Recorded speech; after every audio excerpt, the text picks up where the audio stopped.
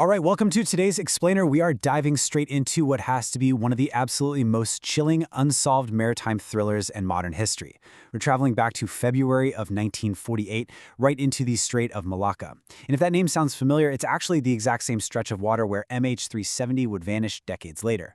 Now, on this particular day, the weather was crystal clear, the sea was perfectly calm, and the shipping lanes were just bustling with American and British vessels. By all counts, it was a completely ordinary, routine day. That is, until the radio suddenly crackled to life with a message that would literally haunt naval records for over 75 years. Just 2 words. I die. That was the final, harrowing transmission. Just a single, desperate sign-off sent out into the absolute void. I mean, imagine being a radio operator, right? You're sitting in a warm, safe, brightly lit cabin miles and miles away, and you just hear those final 2 words tapped out over the frantic static of the open ocean. It's exactly the kind of message that instantly turns your blood to ice. So let's break down how this actually unfolded, because the sheer terror of this event really lies in the rapid escalation of those distress calls. It started with the frantic Morse code broadcast. SOS, SOS, steamship SS Ourang Medan. Request urgent help from warships. Okay, alarming, but standard procedure. But then, the message takes a super dark turn. Second officer is dead. Other crew members dead. Do not give medical advice. Then there was this incredibly brief pause. The ship's coordinates were frantically tapped out, and then came that chilling conclusion we just talked about. I die. And after that, total, deafening radio silence. The operators listening in knew instantly that something catastrophic had just gone down. Now, among the ships that intercepted this horrifying broadcast was an American merchant vessel called the Silver Star. Recognizing the sheer desperation in that Morse code, the captain didn't even hesitate. He immediately diverted the Silver Star's course, cranked the engines, and raced toward the coordinates provided by the Ourang Medan. The whole crew was on high alert, bracing themselves for an absolute catastrophe. Honestly, they fully expected to find a ship actively sinking beneath the waves, or maybe engulfed in a massive fire, or even the bloody aftermath of a pirate ambush.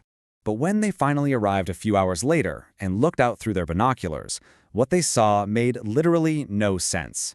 The SS Ourang Medan was just floating there, totally calmly. The hull was perfectly intact, there were absolutely 0 signs of structural damage, no leaks, no water flooding the decks, nothing. But there was also no smoke rising from the chimney of this steam-powered ship, and despite the Silver Star blasting its horns and calling out over their loudspeakers, they were met with complete, eerie silence.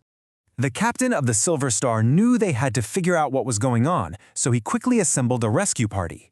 They lowered their small boats and start rowing toward this silent behemoth. But the moment the boarding party climbs over the rails and actually sets foot onto the deck of the SS Ourang Medan, the entire atmosphere violently shifts. The air around them suddenly plummets in temperature. It becomes unnervingly, unnaturally freezing cold, right in the middle of a sunny day. This heavy, oppressive silence is just hanging over the ship. And then, they look down. Everywhere they looked, there were bodies. The deck was completely littered with the dead crew. When the rescue team carefully pushed their way into the bridge, they found the captain and his officers dead exactly where they stood. Deep inside the bowels of the ship, they found the radio operator, the very man who had sent that terrifying SOS, slumped over, dead, with his fingers literally still resting on the Morse code key. And it wasn't just the humans. Even the ship's dog wasn't spared. They found it frozen completely stiff in an aggressive mid-bark posture, almost as if it had been trying to fend off some unseen horror.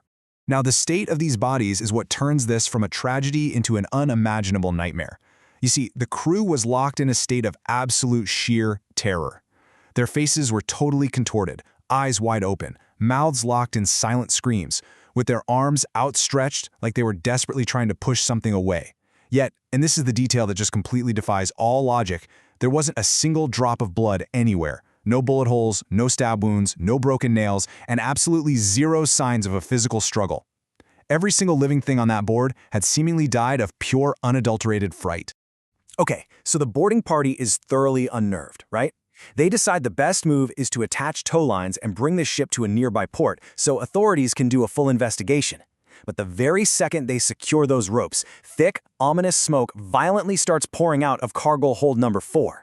Almost instantly, this massive fire erupts and starts spreading at an unnatural, completely uncontrollable speed. The rescuers literally have to abandon the tow lines, jump back into their lifeboats, and row for their lives. And it's a good thing they did, because no sooner had they reached the safety of the Silver Star than a catastrophic explosion ripped the SS Ourang Medan apart. The blast was so incredibly powerful, it scattered the ship's remains across the ocean, sending all of that terrifying evidence straight to the bottom of the sea. So, with the ship and the bodies entirely gone, we are essentially left staring into the abyss of history with one massive, lingering question. What on earth actually killed the crew of the SS Ourang Medan? Obviously, we know what the Silver Star crew witnessed, but without any physical evidence to examine, the whole thing easily sounds like just another exaggerated sailor's myth. So, to really find the truth here, we need to stop treating this like a ghost story and start treating it as a forensic cold case investigation. Our very first major clue actually lies in the ship's identity, or, well, the total lack of it. Investigators quickly realized that the SS Ourang Medan was essentially a literal ghost ship. It had 0 official records in Lloyd's shipping register, which is basically the definitive log for global maritime vessels. However, you've got to remember the context. In the post-World War II era, it wasn't entirely uncommon for unregistered ships to sail under fake names. Why? Well, because they were part of a massively booming black market smuggling highly illegal, highly dangerous goods across international waters. Now, for a long time, skeptics used that lack of records to just completely dismiss the story as a hoax. But then, in 2003, there was a massive breakthrough. The CIA declassified a huge trove of secret documents, and right there in the files was a letter from May 1958 directly discussing the SS Ourang Medan. The author of this letter stated their firm belief that solving this specific tragedy could actually unlock the secrets behind numerous other unexplained shipwrecks and plane crashes. Let that sink in. Intelligence agencies were deeply, deeply invested in this mystery. This wasn't some campfire myth. It was a heavily covered-up reality. And that CIA connection points us directly to the most scientifically sound theory we have: the covert smuggling of deadly World War II chemicals. Let's look at a chemical called potassium cyanide.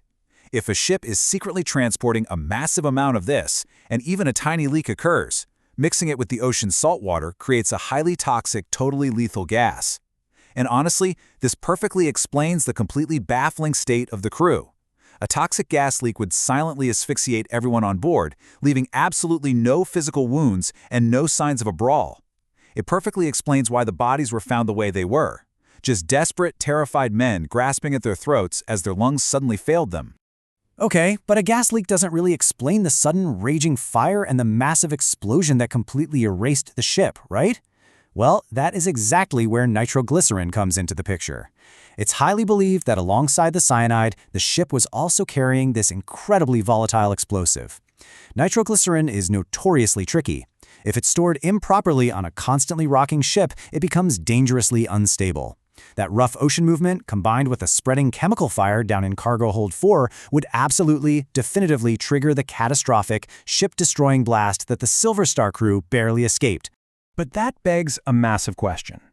Where would a random smuggler get their hands on such massive, ship-sinking quantities of military-grade chemicals right after World War II? The grim answer likely lies with Unit 731. Now, if you don't know, this was a highly covert Japanese military unit that conducted horrific biological and chemical warfare experiments during the war. When Japan finally surrendered, the Allied forces, and particularly the US, were highly interested in acquiring all of the unit's secret research and weapons for their own arsenals.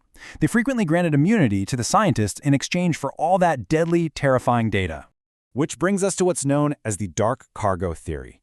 When you put all these puzzle pieces together, it is highly, highly probable that the SS Ourang Medan was actually a black ops transport ship. It was deliberately kept entirely off official registries to maintain the utmost secrecy while they were smuggling leftover Unit 731 nerve agents, chemical weapons, or biological hazards. Sometime during the journey through the Strait of Malacca, a catastrophic leak occurred in the cargo hold. That toxic gas seeped up through the decks, wiping out the entire crew in a matter of minutes, which was then followed shortly by the volatile cargo igniting, blowing the ship to pieces and destroying the evidence forever. So, as we wrap up this explainer, we're kind of caught between two incredibly chilling realities. On one hand, you have the eerie, almost paranormal testimonies of the Silver Star rescue crew, the unnatural, freezing cold air dropping on a sunny day, and a dog frozen in time, violently barking at an unseen horror. On the other hand, you have the incredibly grim, terrifying science of a deadly, odorless chemical weapons leak orchestrated in the shadows of a massive post-war cover-up. Honestly, I'm not sure which possibility is more terrifying. Today, thousands and thousands of cargo ships pass through the Strait of Malacca, sailing right over the watery grave of the SS Ourang Medan without even knowing it. The exact coordinates are completely lost, all physical evidence is totally obliterated, and the crew's final terrified screams have been silenced forever. We have the declassified CIA files, and we absolutely have the science to back up the theories, but the ultimate confirmation lies shattered in the deep. Will the real truth of what boarded that ship ever surface, or will it forever remain frozen in terror at the bottom of the ocean? Thank you so much for exploring this mystery with me. Keep asking questions, and as always, keep seeking the truth.